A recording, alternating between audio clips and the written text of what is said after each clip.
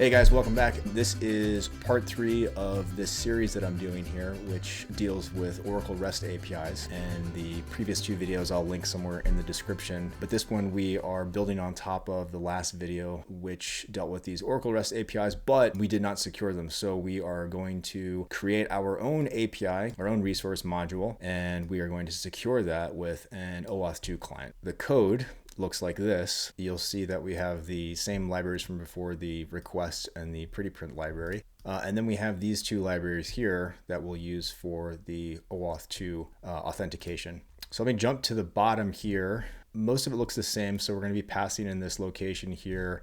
And then we have our URL, which we are going to be passing in that location. And then we'll add it to our GET request down here, and then we'll print it. But you see there's some additional parameters that we need. So we need these headers, and we need this token. So let me jump up to the top here. So a lot of this stuff we'll do basically like all at once. We'll do in database actions, and then once we're complete with all that, we'll take all that information and we'll bring it in here. If I go to the test URLs file, we need our URL, so we'll find that. And then for this OAuth2 credentials file, we need a token URL, client ID, and a client secret. And then we will assign them the values down here, and then we'll kind of reuse some of this stuff down here. But we also need to get this token for the OAuth2. So we need the endpoint, we need the URI, and then we need all this information here. So let's go ahead and jump over to the database actions. So I'm going to sign in as the dev user, and I haven't changed much in here, but we're going to go to our SQL worksheet, and then you can see my BizCon find table here. If you look at this table above, this one's still REST enabled, but I went ahead and disabled this BizCon find table here because what we want to do is create this API from scratch. So we're going to take that SQL query and we are going to put that into a module. So we'll go over to the modules tab here and we'll create a module. And what I want to do is call this bizconfind.api. Let me go ahead and put this in here. I'll just keep this very similar to what I see in the example here. So I'll just get rid of that, that dot. And that's gonna be my base path. So I'm gonna build on top of this here. And I'm actually not going to do anything with the privileges because I want to show you what happens when you leave this unprotected here. So just remember, we're creating this module. It's gonna be unprotected, okay? And then we'll go ahead and create this module. Okay, so now we have everything that's going to be contained in this module, but we want to start building these templates. And you'll see here in a second, these templates will be the home to different HTTP methods or operations like get, put, post, delete. But because of the way our SQL query is, I'm going to model it like this, and I will explain it to you why we're doing that here shortly. Okay, so just remember it's going to be locations / this colon and then this ID. This part here is pretty important. Okay, so I'll create that. Now I'm going to create this handler. And again, we have all the different methods right here, but I just want to do a get. I want to select collection query because when I perform this SQL query, I want multiple items. I don't just want like a single item. Now, if you forget, you can actually go back over to the code when you're doing this, and I've commented out here, we actually want this. So you could just copy this and bring it over here. Let me get rid of this guy, make it look pretty. So we've got select star from the BizCon find table where the location is equal to this colon ID, and then we're going to order by the value, and we're going to do that in ascending order. Okay. So let's go ahead and create. Now we have our resource module, we have our template, we have our handler, we've got our SQL in that handler. And let me show you what this looks like. We'll test it, and it's going to ask for a variable. Now this hopefully should make sense. You see that we have this bind variable. So these Oracle REST APIs it's built into the code. It's smart enough to recognize that when we have this colon ID in that path, in that URI, that's going to be a bind variable. So it's going to expect something that is taking the place of whatever that bind variable is. So let's say like on the front end of my code, there's like a drop-down menu and I'm selecting like a specific country code, and we'll just use the same country code that I've done before.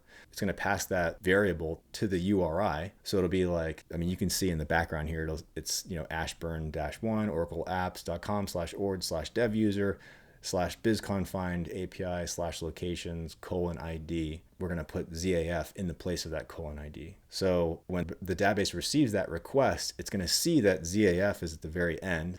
It's going to recognize that that's the ID. And so it will use that in our SQL query here. So if I hit OK, what will happen is I'll get all of my results that fit that filter, which is ZAF. We don't have pagination in these result sets here, so we're getting everything that matches this location here, ZAF. So that's how that works. So now our API is ready, but it's open now. So I could actually open this in a new tab, and then I could say ZAF.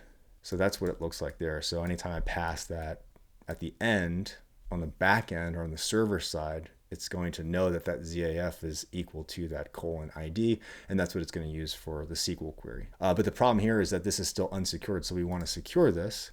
And the way we do that is we'll go to the security tab here, and we're going to be working with roles, privileges, and clients. So all these things kind of work in concert with each other. We first want to establish a role, right? And you already have all these like generic roles. You could use some of these roles in here, but I want to create like a new role just specifically for this. So I'll just do Python _test user. Many people may be classified as that role. But for this role, what we need to do is we want to assign privileges. And you can have privileges for many different clients, many different resources, but we'll create a privilege here, and we'll call it the bizconfine.table priv, just so it's easily recognizable. Copy that, and we'll bring it down here. And I keep the label and the name syntax the same. Do you see that? And that's just makes it easier for me. And then the description, I'll say this is a privilege for the bizconfine table. We'll just say /o auth2.0 client. All right, so we have all that in there. Now, while we're here, you could actually just say like, I want all these roles to be assigned this privilege, but for our purposes, we're just gonna stick with the Python user. We're gonna bring that over there. And then we're going over to protected modules.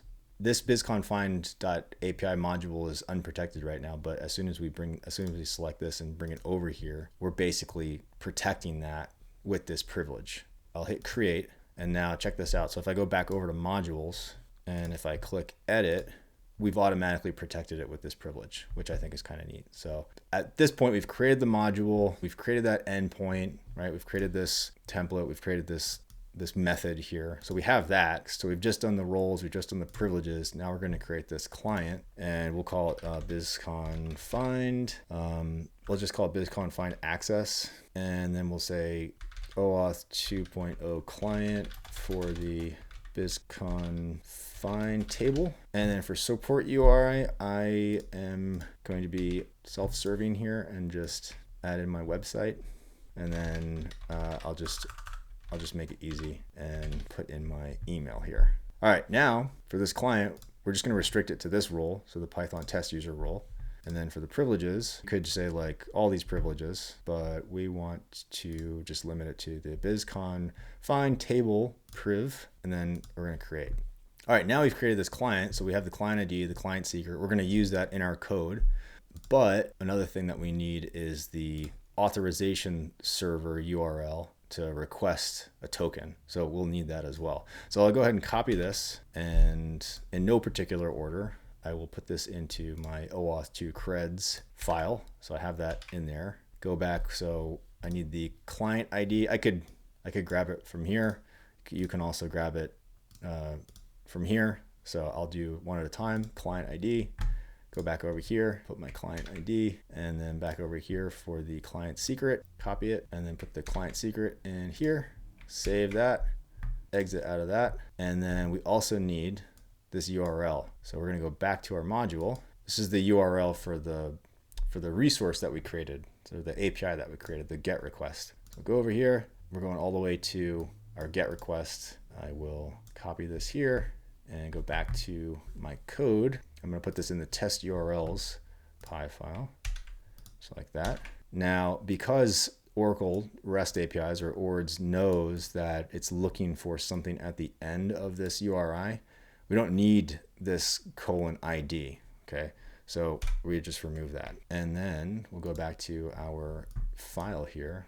Now we have the tester URL. I'm importing token URL, client ID, client secret from this OAuth2 creds file that I have here. And then we're saying all these things equal these.